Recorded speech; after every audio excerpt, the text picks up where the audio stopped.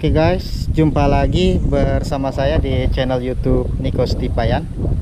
Pada kesempatan kali ini saya akan menunjukkan lahan pertanian kami, tepatnya di SMA Santo Petrus Ketapang. Lahan pertanian kami ini tidak terlalu luas, hanya kurang lebih 10 meter dikali 20 meter. Ya, kurang lebihnya sebesar itu luas lahan pertanian kami. Nah, ini teman-teman bisa lihat, ini dalam proses mempersiapkan lahan pertanian karena sebentar lagi ya kita akan tanam bibit sawi ini ya. Umur bibit sawi ini kurang lebih 2 mingguan saat ini. Jadi tidak lama lagi maka bibit-bibit sawi ini kita akan tanam. Nah, ini adalah lahan kami, lahan pertanian. Jadi kami ada membuat dua versi. Yang satunya ini menggunakan tutupan terbuat dari plastik seperti ini ya. Kalau kita lihat, teman-teman pada umumnya juga sudah terbiasa dengan teknik seperti ini ya. Jadi ini adalah proses persiapan sambil menunggu bibit sawi yang nantinya akan siap kita tanam. Nah, ini ya rekan-rekan semua.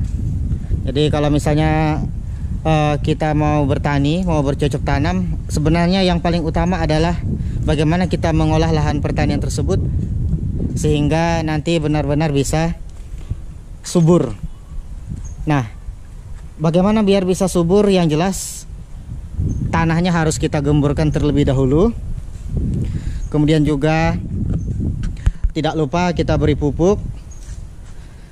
Nah, selanjutnya juga rumput-rumput jangan sampai kita biarkan tinggi atau gulma.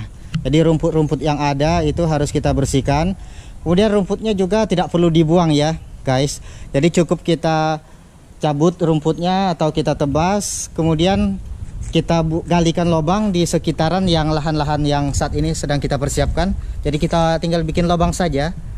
Nah, bikin lubang, kemudian rumput-rumput tadi yang sudah kita bersihkan atau gulma tadi yang sudah kita cabuti, itu tinggal kita masukkan kembali ke tanah yang tadi yang sudah kita buat lubang, sudah kita gali, sehingga nanti rumput-rumput tadi juga bisa menjadi sekaligus pupuknya.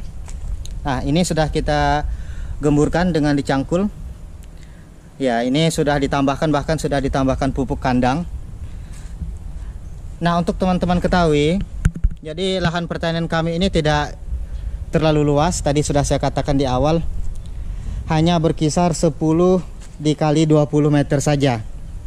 Nah, tapi perlu kawan-kawan ketahui, dari modal awal 500.000 itu kita sudah bisa menghasilkan kurang lebih 3 jutaan dalam setiap bulan dari hasil penjualan sayur, misalnya tadi sayur sawi saya katakan. Nah, jadi teman-teman yang punya lahan, silakan manfaatkan lahannya, karena saya katakan tadi lahan tidak luas pun itu bisa kita manfaatkan untuk bercocok tanam. Nah, pertanian kami ini ya, ini ya lokasinya. Jadi biasanya sudah beberapa kali panen kita, karena dalam upaya untuk menuju sekolah entrepreneur. Jadi SMA Santo Petrus mengembangkan ada 3 divisi, yaitu ada divisi pertanian, kemudian juga ada perikanan, dan juga termasuk wahana pembelajaran. Nah, saat ini saya berada tepat di belakang sekolah di lahan pertanian SMA Santo Petrus Ketapang. Nah, kemudian kita akan bisa panen itu paling cepatnya 25 hari atau bisa sampai 30 hari. Oke, baik. Ini ya, kita sedang mempersiapkan. Nah, di situ juga ada Bro Tigor. Halo Bro Tigor. Selamat sore. Ya, jadi kita saat ini sedang berada di lahan pertanian. Perlu teman-teman ketahui juga, ini termasuk sebagai lahan percontohan, biar juga kita memberikan pembelajaran kepada siswa-siswi. Memang saat ini teman-teman juga tahu, bukan hanya di Indonesia tapi dunia sedang mengalami musibah ya, COVID-19, pandemi COVID-19, sehingga memaksa anak-anak untuk belajar di rumah secara daring. Jadi saat ini hanya Bapak Ibu guru yang mempersiapkan lahan yang ada, karena sebenarnya ini diperuntukkan sembari memberikan pembelajaran kepada siswa-siswi di SMA Santo Petrus. Ini ya, bisa teman-teman lihat. Nah, ini juga kalau kita lihat ada Bu Dina. Halo Bu Dina. Ya, ini Bu Dina juga membantu di divisi pertanian. Jadi mempersiapkan lahan. Kita berupaya bagaimana caranya jadi anak-anak didik di SMA Santo Petrus tidak ketinggalan juga dalam hal bertani. Kedepannya harapannya setelah tamat dari SMA Santo Petrus, ya mereka juga ada sedikit pengetahuan di luar pendidikan, atau dalam artian dalam proses belajar mengajar di dalam kelas, menambah ilmu pengetahuan.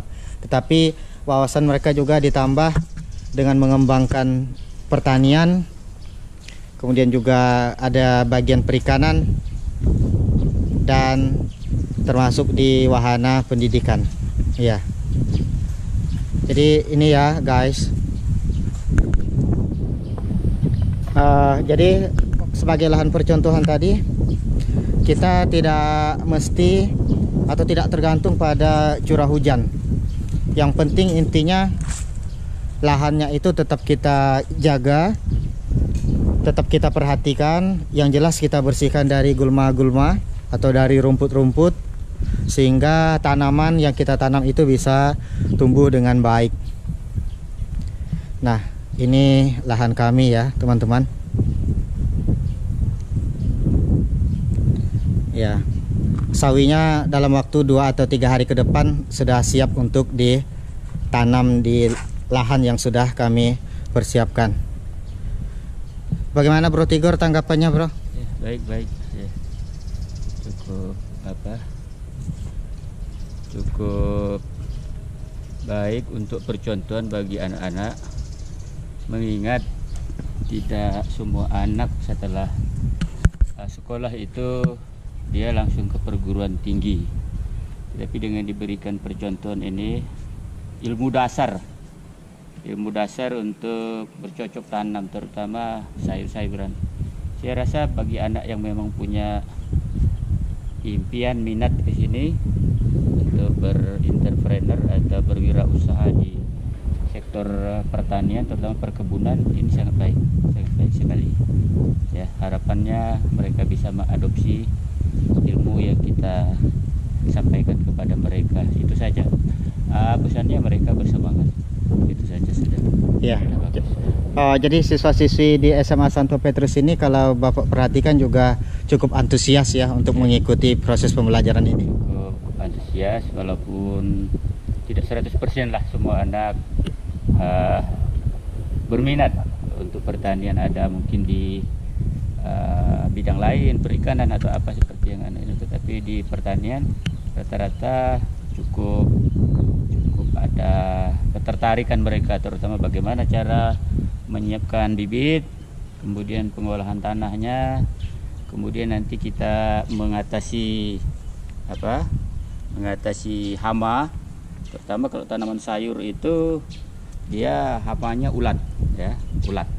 Jadi kita harus cepat antisipasi takaran pembasmi hamanya, terutama ulat, insektisidanya seberapa. Itu perlu diperhatikan supaya hasilnya juga memuaskan. Ya, syukur selama ini kita sudah cukup bisa panen, walaupun dengan hanya lahan percontohan, tetapi sudah cukup menghasilkan. Ke depan kita sudah buka juga lahan baru untuk lebih luas, mungkin tidak hanya satu komoditi tanaman, tapi kita mungkin akan ada beberapa jenis tanaman yang akan kita kembangkan bersama dengan anak-anak dan juga didampingi Bapak Ibu guru. Rekan-rekan yang lain ya Pak. Iya. Ya. Harapannya bagaimana Pak kedepannya berkaitan dengan anak-anak kita, siswa-siswi kita, karena sampai saat ini pandemi COVID-19 ini belum berlalu. Bagaimana harapan Bapak ke depannya? Ya, sebenarnya kita mengharapkan Yang pertama, proses sekolah tatap muka berlangsung karena ini bagian dari kewirausahaan. Jadi dia ada di bidang studi kewirausahaan. Jadi ini sangat tepat sekali. Di samping mereka pembelajaran secara keilmuannya di dalam kelas, tapi juga pengembangannya secara otentik langsung gitu, praktek. Gimana? Kan banyak juga orang atau anak-anak muda sukses di pertanian. Kita lihat di acara-acara televisi banyak mereka gelar sarjana tapi tidak mau bekerja di kantor, lebih memilih di pertanian. Intinya komoditi pertanian itu kan akan selalu laris, akan selalu diminati selama orang tidak berhenti makan itu saja, ya. Dia akan tetap dicari pasokan, terutama sayur mayur dan lain sebagainya. Itu saja.